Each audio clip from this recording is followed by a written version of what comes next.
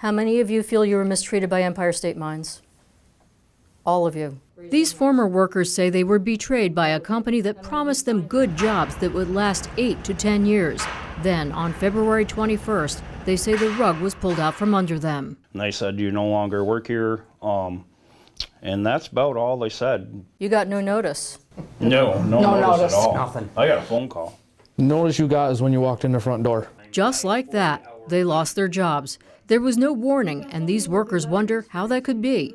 They cite New York's Worker Adjustment and Retraining Notification, or WARN Act.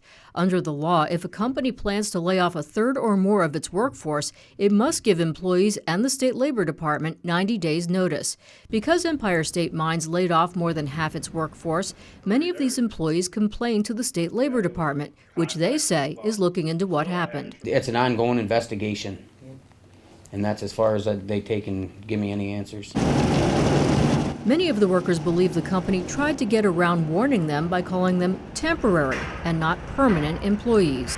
To get out of paying our severance pay. Right. 90 days. They should be paying our 90 days. We were not temporary. These workers say they were permanent employees who worked well over 40 hours a week for about a year. Now, how many of you, show of hands, had benefits?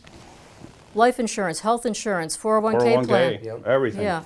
And then you were told you weren't a permanent full-time employee, right? Yes. Right. You were told you were temporary. Yes. Yep. The way I found out they considered us being temporary was your story that you put on after they had laid us all off. The last I knew, I wasn't a migrant worker and worked seasonal. I was a year-round employee. Right. I went every day, I worked every day, along with everyone else. The workers say the company then wanted them to sign this document, which offers them $1,000 severance pay. In return, employees must not speak ill of the company. It's hush money. Yeah, that's pretty much to shut you up, and it's not right. These workers refused to sign. Some say the company told them they had to sign the contract in order to collect unemployment insurance. I was actually told that I couldn't get my unemployment if I didn't do it.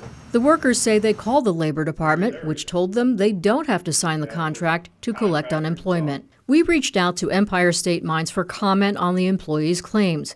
We got back only a brief statement that it has at all times complied with both the New York WARN Act and the Federal WARN Act. It also said, "We are not aware of any WARN Act investigation into Empire State Mines."